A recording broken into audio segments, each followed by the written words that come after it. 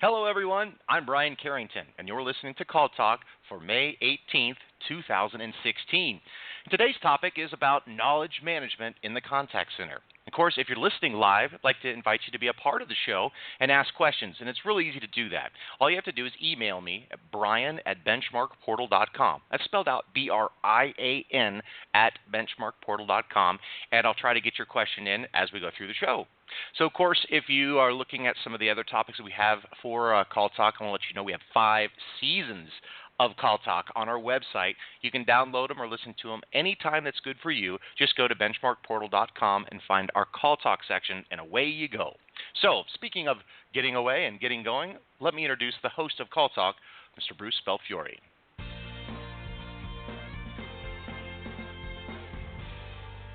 Well, thank you very much, Brian, and welcome back to Call Talk, everyone. I think you'll really enjoy today's show. A distinguishing characteristic of superior contact centers is superior knowledge management, putting together the people, process, technology, all those components to get information to the call center agents and to customers more quickly and more reliably. So today we brought in an expert on the topic for you, Brian Golden. Welcome, Brian. How you doing? I'm doing great. Thanks, Bruce. How are you? I'm doing great. Really looking forward to this conversation. Brian is a partner with Call Center 411 and brings more than 25 years of experience in contact center operations management, design, and process engineering. He has extensive experience both working internally in line management as well as externally as a consultant. Brian has developed key competencies in customer interaction management, organization development, sales support, and strategic planning, and he's applied his experience on behalf of a wide range of organizations, including United Health Group, AT&T, Atmos Energy, Allstate Insurance, Amgen, Toyota, Convergys, and the United States Department of the Interior. So he's got a broad range of companies that he's worked with. Brian holds a master's degree in organization development from Pepperdine University and is a certified facilitator of the Implementation Institute's Practicing Implementation Effectiveness Workshop. He has numerous professional associations and was a keynote speaker at the Singapore Institute of Management and spoke as well at our BenchmarkPortal Call Center Campus Symposium in April of 2016. So we're really excited to have you here. And Brian, to start, why don't we start off with why do you think this is an important topic for contact centers today? So, Bruce, most of today's contact center representatives would fall into a category of what we would call knowledge workers. Traditionally, when we think of knowledge workers, it's people more like researchers, academics, scientists, or programmers. However, if we define a knowledge worker simply as a person whose job involves handling or using information, most of our contact center representatives would fit that definition. Even in those centers where the contact types used to be more transactional, as products and services become more complex, the burden of knowledge on our contact center agents in terms of what they need to be prepared to provide to customers is getting bigger and bigger. And while I think all of us have seen and recognized this, I'd like to share just a couple of facts and figures that demonstrate that point. First, according to Gartner Group, 80% of business today is conducted on unstructured information. And furthermore, that unstructured information or data doubles every 3 months. Wow, that's an incredible amount of information. And that rate of growth is incredibly mind-boggling as well. And I'll ask you to define unstructured data in a minute. But before we talk about how contact centers approach managing this, just to focus for a second on what you said about knowledge workers. Really, think about how society today thinks about knowledge workers. And think about if every time we have an incoming group of agents that we're going to train, we basically say to them, you are the knowledge workers for our company. You are at the coalface, the people who are interfacing with outside customers who want that knowledge. I think that would really be a good message to send to your employees, to your agents. So it's one of the things that I might ask the listeners to consider doing when they have a new group of people coming in. Make them know they are the knowledge workers for the company. Great point. But before we talk about contact centers approach in managing knowledge management, can you tell me some of the risks or downside to an organization for not figuring out how to manage this well? Absolutely, Bruce. As you can imagine, and as most of your audience probably has already seen, ineffective knowledge management can impact many of a contact center's key performance indicators. Not providing your contact center staff with effective tools to access the information they need can affect your first contact resolution, which many would say is the top metric in their contact centers. If agents are feeling pressure to resolve contacts without having the necessary knowledge or information, then our customer services quality and accuracy can suffer, which will ultimately affect customer SAT scores, as well as drive up your overall volumes from customers calling back to get the correct answer that they didn't get the first time.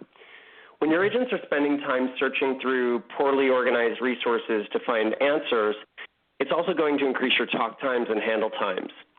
A couple more facts just to drive this home. From other sources, International Data Corporation has found that knowledge workers spend 15 to 35% of their time searching for information, and that 40% of corporate users reported that they can't find the information that they need to do their jobs on their intranets. Finally, an HR Magazine article estimated that Fortune 500 companies lose roughly $31.5 billion a year just by failing to share knowledge. Your contact center managers who are listening know that almost all the metrics we discussed translate into higher cost, so they know exactly what's contributing to that figure. Yeah, they sure do. That's a great point, and I think as call center managers, our listeners should keep in mind the great financial benefits that come with a knowledge management upgrade. Those numbers that you were just citing with regard to those people who can't find the information, who have to search for the information, and in terms of both the satisfaction levels of the customers, the satisfaction levels of the agents, right, the CSRs who are desperately wanting to give good service but are not able to because they're not provided the tools to find the information. And in terms of the financial impact of that, it's really very, very important for us to think about it. I mean, it's easy to calculate. If your center utilizes, let's just take something real easy, 2 million minutes in talk time per year, you're able to reduce the talk time by 5% because they're able to find stuff more quickly, and that should be pretty easy to do.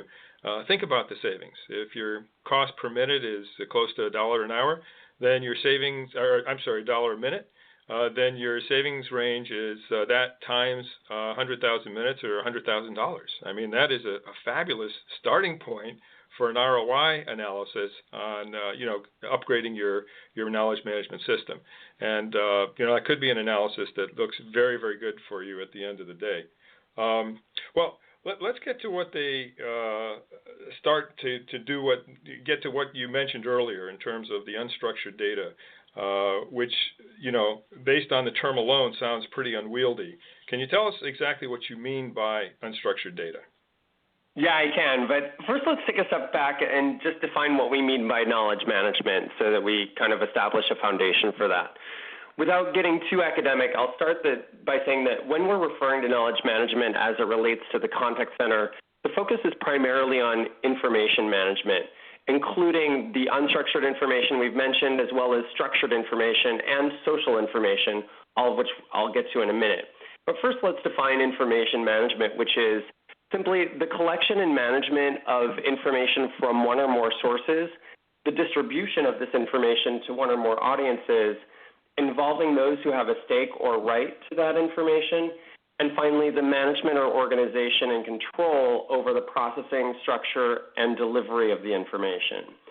I'd just like to put some definitions out there so that we're all on the same page regarding what we're talking about. Okay, great. And this would be a perfect time to get back to the definition of unstructured versus structured data so that our audience really understands what we're talking about. Absolutely. So there are three main types of data that we're typically dealing with. The first is structured data. This is the kind of data that fits well into rows and columns of a database. So most of our managers and especially our information technology people are very familiar with that. Next is your unstructured data, which consists of more complex assets. This could be something like a technical diagram or user guides, policies and procedures, or even images or videos. And then finally, you have social data, which is also a subcategory of unstructured data. This is that sort of tribal knowledge that often develops and is shared organically by people in your organization who've learned or developed it from their experience. Some of this even comes from outside your organization. For example, more and more with high-tech products, we see user groups and other external communities that are sharing information about our products. All of this falls into the category of social data. Okay, now that's very helpful to know. And as an organization, what's the best way to manage these three different types of data so that it's useful and so that we can actually make sense of it and leverage it? Good question, Bruce, and that's actually kind of at the core of what a knowledge management strategy would be, is addressing that question. So let's start with the structured data.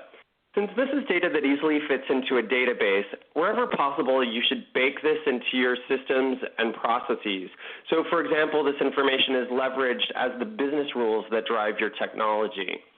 This way, your staff doesn't necessarily have to remember all of it because it's managed for them based on the way their desktop applications and other tools work. In fact, they don't even have to look for it or find it, much less remember it. Next, you have the unstructured data. First, I challenge people to look at their unstructured data in creative ways to figure out if there is any way to put some structure around it to turn it into structured data. Beyond that, the most important thing is to ensure that it's both searchable and findable by your staff when they need it. And one of the things that I also want to mention is, Bruce, you talked earlier about some of the other kind of business case components to knowledge management. And one of these also has to do with training and onboarding of new agents in your contact center. The more that you can, bake all this structured data into the processes so that they don't even have to think about it, and then also make all of the other unstructured data searchable and findable, the less training and knowledge transfer you have to do to a new employee. It's more about training them on the tools and the resources to find what they need and focusing on the basic concepts than really conveying all those details, which can really help to reduce your training time. We used to see sometimes in call centers, people would be in training for 6-7 weeks in more complex organizations. And most organizations just can't afford, the cost to train people for that long, as well as on top of that, a lot of times you need to have those people be able to come up to speed and on the phones faster. So you really have the advantage of compressing your time to competence in a significant way. And at the end of the day, you also have an enabled and more agile agent who's able to give better service. Exactly. And you don't have to bring them as that information increases, like we talked about it doubling every 3 months. You aren't constantly having to bring them back into training to cover all of that. Mm-hmm. So let's talk about back to your question about what to do with this exactly. So here's where the concepts of metadata and taxonomy come into play. And those aren't terms that most of us use every day, so I'll just explain what each means. The metadata are the keywords that we attach to different assets or information objects like documents or videos or images that an employee might type into a search field when looking for those items. And taxonomy is simply the way we classify or organize those objects within a menu structure. You can think of it this way. We do use taxonomies in our everyday lives all the time, from shopping various departments or categories on an e-commerce site to looking for a movie that we would want to watch on Netflix. Even the way that products are organized within the aisles of a local supermarket is a taxonomy of sorts, because it's what helps people to locate what they need. So in short, metadata is what makes something searchable, meaning that you type phrases into a search function to locate them. And taxonomy is what makes things findable, meaning creating those logical paths that most users will be able to follow to find something. Okay, no, very, very interesting and important definitions. And of course, Brian Carrington, you and I use the word taxonomy and metadata every day, don't we? I mean, pretty much in our. Of course. That's at least around April 15th, we use taxonomy. No, those are really important concepts to put in here, because if we don't have really a framework, a conceptual framework for organizing this data and actually getting to it, then we're really not starting in the right place. So there's a lot of really good theory there, Brian, and I think you can appreciate that the question on many of our listeners' minds is regarding practical application. So how do I get started on undertaking a project like this? Well, I'd say the very first step is to engage whomever will be the main consumers of or users of your knowledge management tools and systems, which in the contact center will be your agent staff. Their engagement is going to be critical throughout the entire process. You'll want to understand what their needs are in order to start building out the requirements for any technology you'll implement to support it. You'll also want to identify and gather all those tools that they've created organically and started to share informally with one another, because those are all the items that will need to be part of it. They're especially critical when it comes to identifying your metadata or keywords. Your staff is especially critical then, as well as your taxonomy. These items need to not only include the formal naming and language around everything, but also the language that your agents use every day to refer to it, and the language that your customers use, which obviously your agents will be the best experts for you on that, except for where you can talk to your customers directly about it. The same approach is necessary with the taxonomy. Everything needs to be organized and classified the way that they think about it and understand it, because they're the ones that will be navigating it. The next step would be to identify all the main sources of information that you have that you'll need to have included. Almost all organizations will have that formal corporate knowledge or information, as well as the more informal agent knowledge that you'll want to capture and include that we just talked about. Besides that, you might have information from business partners, for example, that should be considered. Or for consumer-focused companies, you'll want to gather and include some social knowledge shared by your customers, as well as any knowledge from communities like user forums. So understanding where your information is coming from and the type or format in which you're able to gather it will be key to your requirements, and is a great next step for ultimately driving any technology solution decisions to ensure that it can accommodate all of those sources and types. Yeah, wow. I mean, I think going forward, this is going to become a very interesting area, because you think about incorporating information from CRM systems, from the systems that you were talking about, in order to give a fuller, more nuanced set of information to your agents, and ultimately to the customers themselves, so that they can come to decisions and get the information they're looking for. There's going to be some exciting and in some cases confusing things that we're going to have to deal with going forward. My prediction is there's going to be quite a bit of disruption in this area going forward, as we get better at pulling databases together and mining them for information that can be used. But it's going to take a while to get there, there's no doubt. So this sounds like a really good start. Are there any other sort of current best practices that you would share with us regarding the development and ongoing management of a knowledge management platform? Yeah, there are quite a few, but just a few key ones come to mind right now, Bruce. First, I'd say to not just consider an internally facing solution for your agent staff, but look at creating a version that is customer facing. So as you go to the effort of pulling together your knowledge resources, making them findable and searchable for your agents, see how much of that you can also make directly accessible to your customers and in a usable format. That's going to enable more self-service so that you can maximize your internal resources. And if done well, it's also going to improve customer satisfaction among those customers who prefer self-service. Also, just like I said earlier, that you should engage your staff in the development, especially the organization of information and keyword tagging. Where possible, you should engage customers in this effort as well to gain their perspective and maximize usability for them. Another one is to recognize this is an ongoing effort. It's impossible to do it all at once, and it's never finished because, as I pointed out, new information and knowledge is generated all the time as your organization evolves. You'll need to continually work to keep the content updated and make sure that you're archiving or removing old content that is no longer relevant so that it's not getting in the way.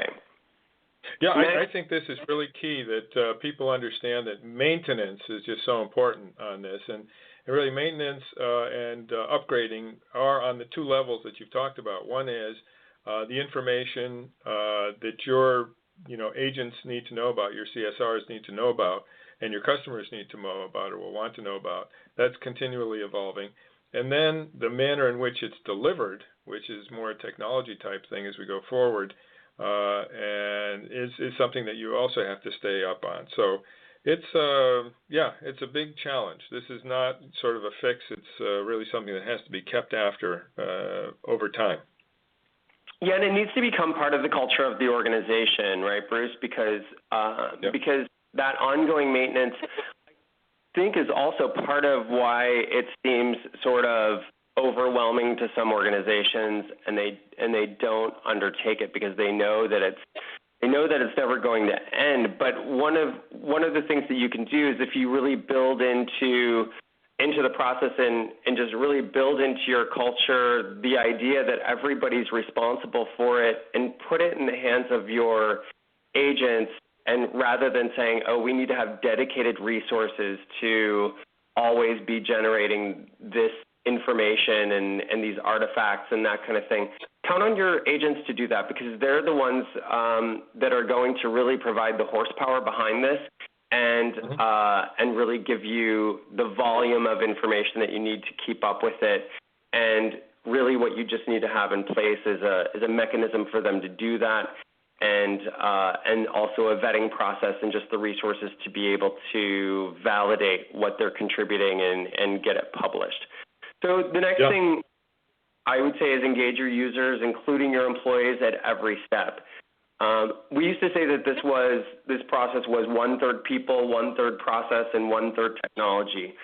At this point, having worked with it a while, I would say it's more like 80% people, 10% process, and 10% technology.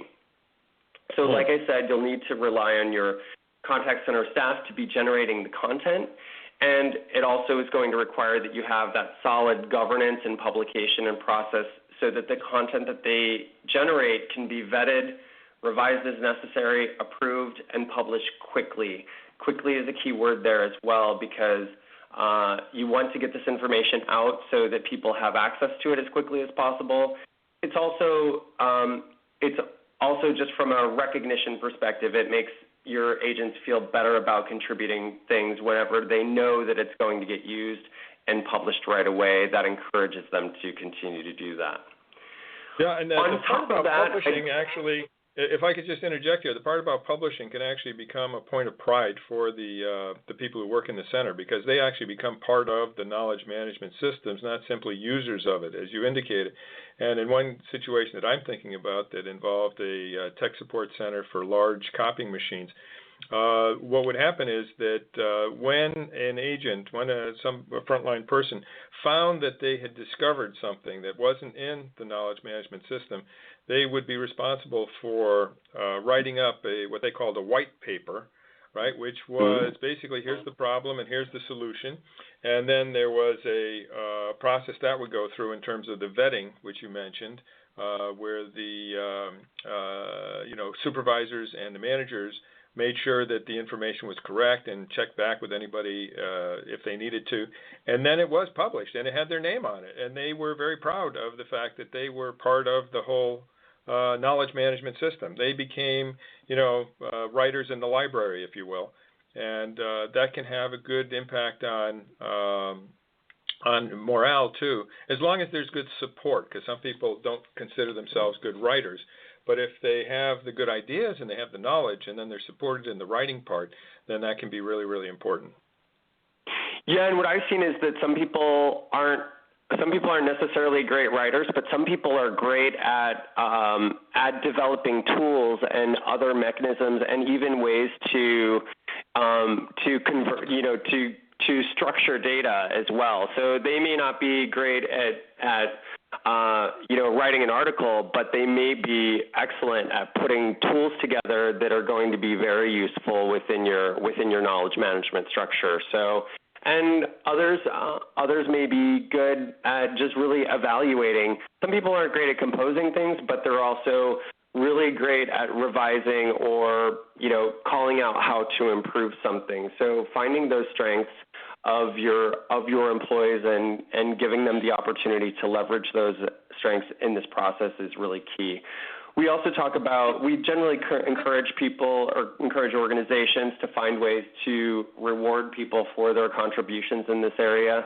But as you said, a lot of times just the pride of having ownership and having a voice in the process and seeing something get published and used is enough. And on top of that, you should also provide a mechanism for users to rate the usefulness and relevance of items that they find in their searches, such that those items rated highly get more prominently featured in future searches. And a lot of times when you have various contributors in the organization doing that will almost kind of accidentally create sort of a little competition between like how highly rated their contributed pieces are, and almost turns into a little bit of a gamification piece that wasn't even formally structured.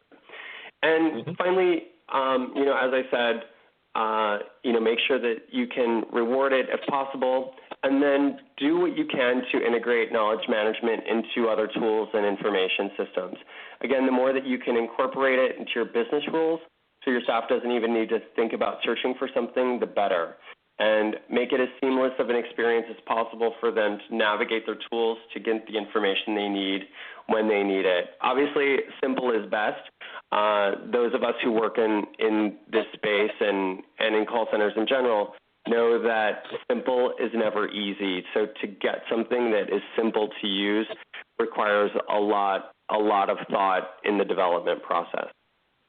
Right. No, excellent point. Excellent point. Well, these are all great points, and I know that we have some questions that have come in. So, Brian, why don't we hand things over to you so you can ask those questions. Brian Carrington. Okay, perfect. Yeah, I do have a couple questions, and it was interesting kind of the breakdown that you just gave us earlier, Mr. Golden, in the 80, 10, 10%, talking about agents being important. But this question is looking at maybe just one of the 10%, and that is the technology side of it. So Mark has emailed and asked, what are the major technology platforms that you recommend for implementing a knowledge management solution in a call center? So that's a good question. We get asked that a lot, and there are a lot of platforms out there, and all of them obviously have their relative strengths and weaknesses. So it's important that you identify your requirements up front to make sure you are evaluating systems based on your organization's needs. When it comes to specific platforms, I can't talk about CAM platforms without talking about SharePoint, since that's what a lot of people automatically think of. In my experience, SharePoint isn't the best tool. However, it does have far more capability than most organizations using it actually leverage or even give it credit for having. So it typically ends up looking more like a repository than a knowledge management system with almost no searchability or any of the other key features that we talked about. One advantage of it is that a lot of organizations already have it. So it's easier and faster for you to procure than a standalone system in that case. And as I said, it does have far more capability than a lot of people realize. So if you believe your needs are fairly simple and you decide to go that route, I would just be sure to engage the help of an expert in the configuration and deployment of it. Another product that has good capabilities in this area that a lot of people have or already use is Salesforce. And for standalone tools, I would say our consultants like WordPress, Drupal, and Alfresco. Alfresco is identified as one of the visionary players in this space by Gartner's Magic Quadrant, so that's definitely one to look into. But I would stress that overall, with whatever tool you choose, how you configure it and how you implement it is far more important than what technology platform you're actually using. So keep that in mind with your implementation. Yeah, amen. No, I agree with that in terms of implementation is so important, and making sure you really understand the capabilities of the system is key because so many people underutilize what they've already bought. So anyway, back to you, Brian Carrington. Okay, great. This one comes from Linda, and she's asking, in our organization, this just seems like a huge undertaking that would take a lot of effort to get off the ground, and as you said, it's an ongoing effort. What do you recommend for an organization that has a lot of information resources that needs to be organized and managed, but almost nothing in place yet? So as I stressed earlier, make sure that you're leveraging your agent population as a lot of the horsepower for the identification and the development of content going forward. But to get started, I would say figure out what you have and prioritize what are the most important pieces or areas. What's really causing you and your agents and the customers the most pain from not having this kind of a tool or these kinds of resources organized well. And when doing this work with clients in terms of implementation after you've done the prioritization, what we found is that an agile process of project management works well for this kind of effort because it focuses on delivering usable pieces of the functionality early on and adding to that over time so that you can really get something off the ground and put something in the hands of your agents with regard to those high priority items and build out the rest of it over time. Because providing content and a structure to your staff will help in engaging them to create more content because they start to have a framework for what it can do and they can see the results of their effort faster. So, and at least to get things started, it also helps to engage outside help if needed, just to assess what you have and how best to leverage it, as well as identify your requirements to support the selection of the right tools and build out that initial overarching structure. Yeah, these are important considerations, and I'm just thinking once again of the financial calculus that I talked about earlier, and how implementing a good knowledge management system can be somewhat disruptive, somewhat difficult, but can also potentially have one of the highest ROIs of anything that you can do in your call center. So keep that in mind. The financial calculus here can be extremely positive, and also in terms of just improving workplace morale can go up and therefore reduce the amount of turnover, because actually one of the reasons that people do leave, our studies have shown, is frustration that they don't have the tools necessary to service their customers well. Therefore, their customers are not happy, and it turns it on to them, and they aren't happy either. So,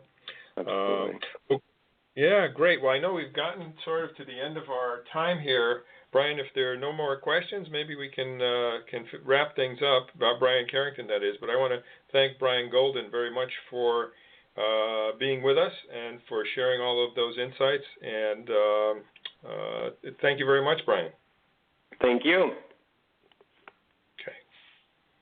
All right. Well, thank you once again to Bruce and Brian for all the great discussion on knowledge management today. A lot to do, and as we hear, a little bit of effort to get there, but boy, sure worth the journey. So make sure you consider it no matter where your contact center is in its development. I also want to invite you to join us for all of our other great shows. We have over 5 seasons of Call Talks, different topics, different discussions, different guests all over the board. It's found on our website at BenchmarkPortal.com. Download or listen to it anytime that's good for you. So from all of us here at Benchmark Portal, I'd like you to keep those headsets steady and your fingers ready. This is Brian Carrington signing you.